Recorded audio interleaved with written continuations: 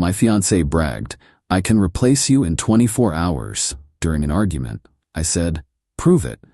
Then I moved out that night and started dating her untouchable model friend who'd been secretly in love with me. Her 24 hours turned into 24 months of desperate dating app failures. I, 29 male, was washing dishes last Wednesday when my fiancée Qley, 27, decided to drop the most arrogant statement I'd ever heard in our 3-year relationship. We were arguing about her spending $1,200 on a designer bag when we were supposed to be saving for the wedding. Normal couple stuff, right? Wrong. She slammed her fresh manicure on the counter and said, "You know what, Ethan? I could replace you in 24 hours. Literally. There are guys lined up waiting for me to be single. You should be grateful I even chose you." I stopped washing, turned off the water, dried my hands slowly. "Prove it," I said. She laughed. That specific mean girl laugh she did when she thought she'd won. "What? You said 24 hours. Prove it. We're done. Clock starts now." I checked my phone. 7:23 p.m. Wednesday. Her face went through about 6 different expressions. Confusion, amusement, anger, then this smug confidence that made my decision even easier. "You're bluffing," she said. "You wouldn't leave me. You can't even match your socks without me." I walked to our bedroom and started packing. She followed, listing all the reasons I'd fail without her. "You don't even know the Netflix password. Your mom likes me more than you. Good luck finding someone who looks like me. I'm the one who got you that promotion. You're literally nothing without me." That last one made me pause. Not because it hurt, but because I realized she actually believed it. I finished packing in under an hour. 3 years, and everything I cared about fit in 2 suitcases and a backpack. While Qley ranted, I texted my buddy Jerome asking if I could crash at his place. But here's where it gets interesting. As I was leaving, my phone buzzed. It was Adrienne, Qley's best friend. The one Qley always called her untouchable model friend because she was too pretty for regular guys and only dates millionaires and athletes. "Adrienne, heard you're single now. Qley's already posting about it. You okay?" "Yeah, heading to Jerome's. She gave me 24 hours to be replaced, so." "Adrienne, come to mine instead. We need to talk." Now, Adrienne and I had always been cool. She was actually the one who introduced us 3 years ago at her birthday party. But Qley had made it very clear that Adrienne was off limits to even be friends with. Red flag I ignored, obviously. I showed up at Adrienne's apartment at 9 p.m. She opened the door in sweats and a messy bun, looking nothing like the Instagram model Qley always showed off. "Before you say anything," she started, "I need to tell you something I should have said 2 years ago." She pulled out her phone and showed me a text thread with Qley from 2022. My stomach dropped. "Qley, Ethan's getting too comfortable, thinking about monkey branching to that lawyer guy from my Pilates class." "Adrienne, that's messed up. Ethan's a good guy." "Qley, good doesn't pay for Mykonos trips, babes, but he's stable enough until I find better. Plus his credit score is perfect. Already added myself to his Amex as authorized user, lol."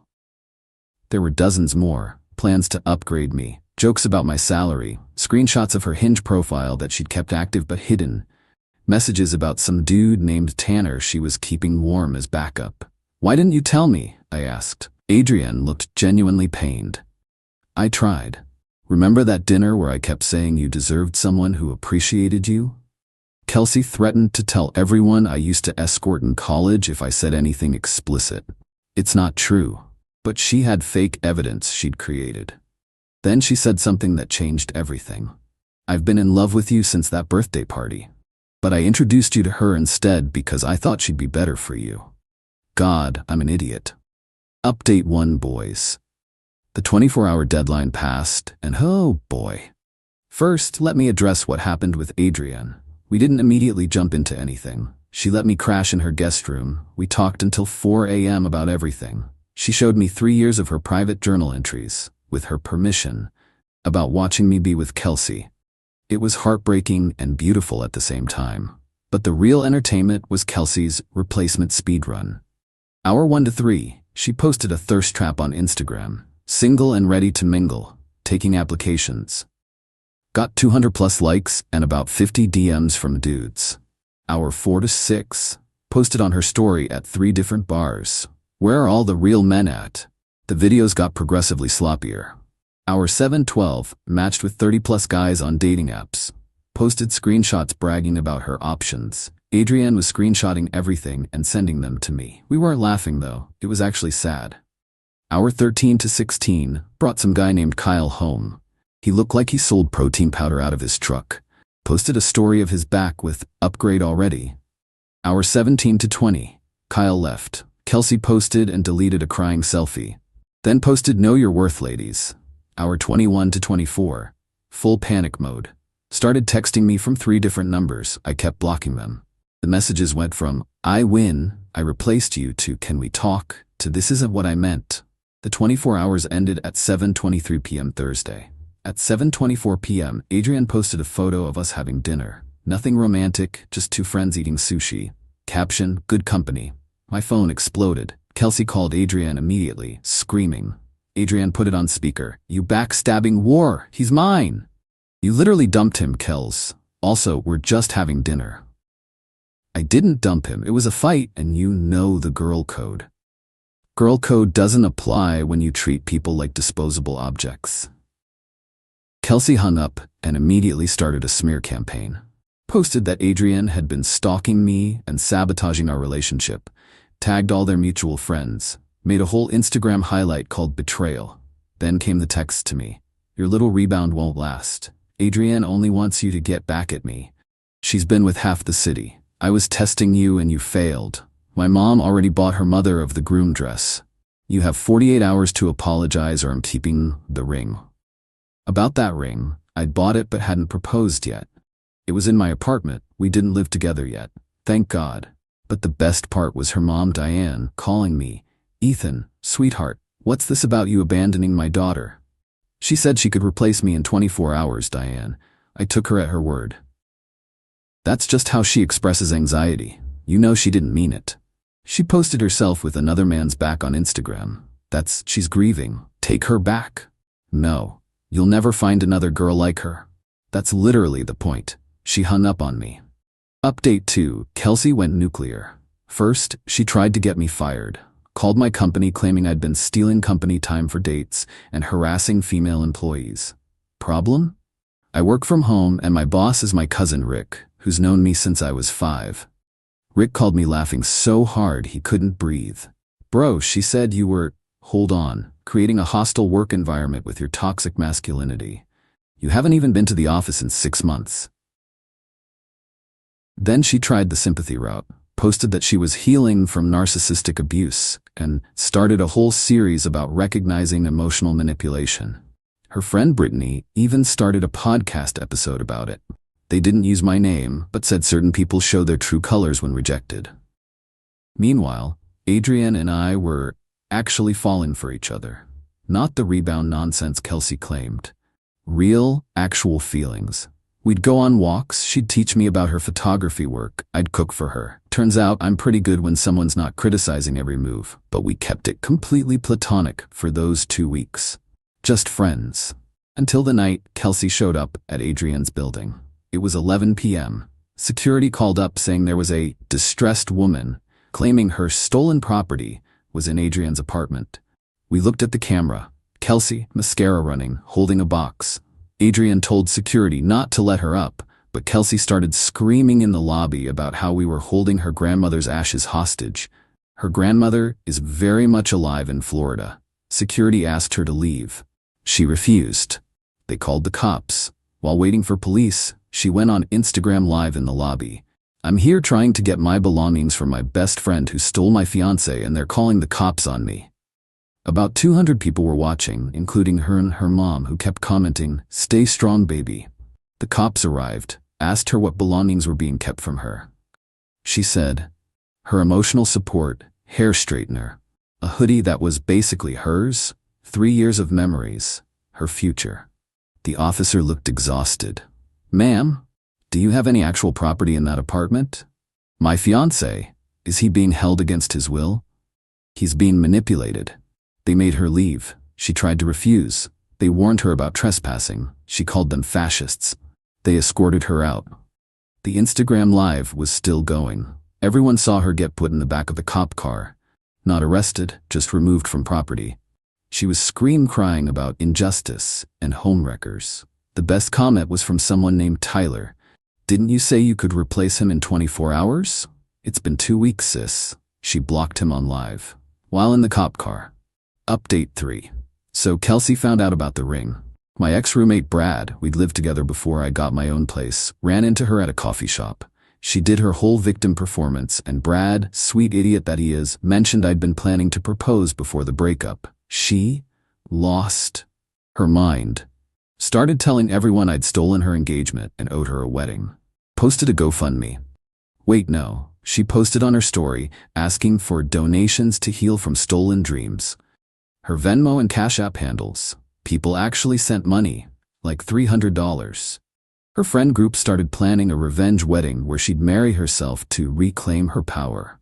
I'm not joking. There were invitations, a registry, everything. But then karma came in like a wrecking ball. Remember Kyle? The protein powder guy from her 24-hour replacement attempt? Turns out he was married. His wife Jessica found the Instagram posts. Jessica was creative. She didn't just confront Kelsey. She signed her up for every MLM presentation in a 50-mile radius. Kelsey's phone and email got flooded with opportunities for essential oils, leggings, supplements, and financial freedom. But Jessica wasn't done. She found out where Kelsey worked, marketing firm, and sent them the screenshots of Kelsey's posts during work hours. All the thirst traps time-stamped at 2 p.m. on workdays, the live videos from the lobby incident, the seeking donations posts. Kelsey got put on a performance improvement plan. Meanwhile, Adrienne and I made it official. We didn't announce it or anything, just quietly became a couple. But Kelsey's other model friend, Simone, saw us at a farmer's market holding hands and immediately reported back. Kelsey's response was to create a 42-slide PowerPoint about why Adrienne was a toxic friend and send it to their entire friend group. It included screenshots from 2019, 5 years ago, where Adrienne said Kelsey's haircut wasn't flattering. A chart of every time Adrienne betrayed her, included things like, "Didn't heart my Instagram post fast enough." A timeline suggesting Adrienne had been planning to steal me since day one. Badly photoshopped evidence of Adrienne with random men. A slide titled, "Why I'm Actually the Victim Here," with 15 bullet points. Most people laughed, but her mom Diane shared it on Facebook with "The Truth About Fake Friends." The PowerPoint backfired when someone noticed she'd admitted to lying about several things, including claiming she made more money than she did, saying I was bad in bed to make her side pieces feel special, lying about having a trust fund, creating a fake recommendation letter for her job. Her company saw the PowerPoint. The performance improvement plan became a termination notice. Update 4. 6 months later. I need y'all to understand the level of delusion we're dealing with. Kelsey started a YouTube channel called Thriving After Betrayal, where she gave relationship advice. The first video was how to spot a future cheater, where she described herself, like literally described her own behaviors but attributed them to me. The comments were brutal. "Girl, you said you could replace him in 24 hours. This is the same woman from that lobby video? Sis is giving emotional damage. The projection is IMAX level." She deleted comments for 3 days straight, then turned them off. Her self-marriage happened. 12 people showed up, including her mom, her sister, and a bunch of people who just wanted to witness the train wreck. She wore a $3,000 dress she couldn't afford, made vows to herself about never settling for less than she deserves, had a first dance, alone, to thank you next. The DJ, her cousin, posted the whole thing on TikTok. It went viral for all the wrong reasons. Someone added the Curb Your Enthusiasm theme. Another person duetted it with footage of the Titanic sinking. The internet is ruthless. But here's the thing. She still couldn't replace me. Every guy she dated lasted max 2 weeks. Her Instagram became a graveyard of deleted couple photos. She'd post them with captions like, "Finally found my king," then delete them days later. There was Marcus the crypto bro who turned out to be 50 Qley in debt, Alejandro who she caught DMing her sister, Keith who brought his mom on their third date, some dude named Phoenix who only spoke in motivational quotes, a 22-year-old TikToker who called her auntie during sex. Meanwhile, Adrian and I moved in together, got a cat named Dumpling, started a little herb garden on the balcony. Normal, boring, beautiful couple stuff. Qley found out about us living together through LinkedIn of all places. Adrian updated her address for some professional thing. The meltdown was spectacular. She emailed my mother. A 6-page email about how I was ruining my future and making a mistake, and how she was willing to forgive me if I came back. My mom forwarded it to me with just, "This girl needs therapy. Also, bring Adrian to Sunday dinner. Love you. Final update." Exactly 24 months after Qley said she could replace me, in 24 hours, she texted me from her 17th new number. "I know you'll read this. I'm getting married next month, to a surgeon, who drives a Tesla, and has a house in the hills. I won. Just thought you should know." I didn't respond, but I was curious. Did some digging. The surgeon? A first-year medical student named Dennis. The Tesla? A 2015 Model S with 100K miles. The house in the hills? His parents' pool house.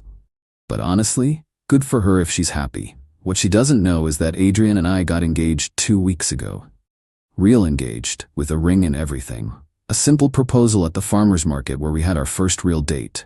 We didn't post about it, didn't make announcements, just told our families and close friends, living our life without the performance. Her mom Diane found out through the grapevine and called me yesterday. Not to congratulate us, but to ask if we'd consider a double wedding to save money. I laughed so hard I dropped my phone.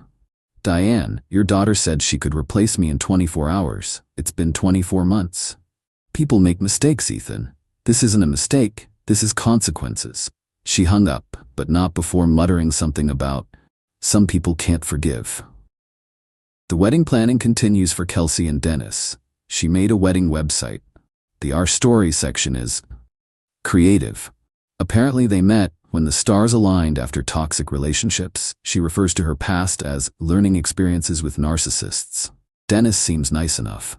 Adrian actually knows him from some photography work she did for his school. Says he's sweet but naive. We're genuinely hoping it works out for them. But last week, the universe delivered one final dose of poetic justice. Remember the ring I'd bought for Qley? The one she demanded in her texts? I'd returned it months ago, taken the loss, moved on, used some of that money to buy Adrian's ring. Smaller, simpler, but actually meaningful. Well, Qley's sister Emma reached out to Adrian. Turns out Qley had been telling Dennis that I'd stolen a family heirloom ring from her, that her grandmother's 3-carat diamond was sitting in my apartment. Dennis, being a good guy, offered to buy her a replacement that would be even better. Emma knew this was bullshit.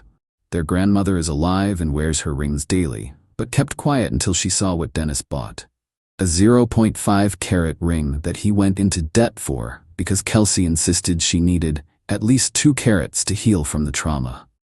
Emma sent Adrian screenshots of Qley crying to their mom about the tiny ring and how she deserved better after everything she'd been through. Dennis found out about the lies last Tuesday. The wedding is off. Qley is back on dating apps with a bio that says no time for games, previous engagement stolen by a bitter ex and his homewrecker girlfriend, looking for a real man who can handle a real woman. It's been 24 months. She still hasn't replaced me. Not because I'm irreplaceable, but because she never saw me as a person to begin with. Just a role to be filled, a checkbox on her life plan. Adrian and I are getting married next spring. Small ceremony, close friends and family, no PowerPoints, no Instagram lives from the lobby, no self-marriages required. To everyone asking why I didn't see the red flags sooner. I did. I just thought loving someone meant accepting their flaws. Turns out there's a difference between flaws and fundamental character issues. Qley, if you're reading this, and according to Emma, you check my Reddit daily, your 24 hours ran out 730 days ago. Maybe it's time to stop counting. Also, Dennis is a good guy. You should have tried actually caring about him instead of what he represented, but that would require seeing people as humans rather than accessories. Oh, and one more thing. Adrian wasn't secretly in love with me to hurt you. She was secretly in love with me, despite being your friend. There's a difference. One you'll never understand. Peace out. Going to water my herb garden and cuddle my cat with my fiancée who sees me as a person, not a placeholder. Edit. Stop asking for Kelsey's YouTube channel. Let's not brigade. Also, she deleted it after the 50th 24 hours girl comment. Edit 2. To everyone saying this is fake because no one would marry themselves, Google it. It's a real thing. The world is weird. Edit 3. Dennis reached out to thank me for dodging a bullet. We're not becoming friends or anything, but I wished him well. He's dating a nice girl from his study group now. Kelsey found out and posted about betrayal in the medical community. The delusion continues. Edit 4. For those asking, yes, the herb garden is thriving. Dumpling hasn't eaten any of it yet. Life is good.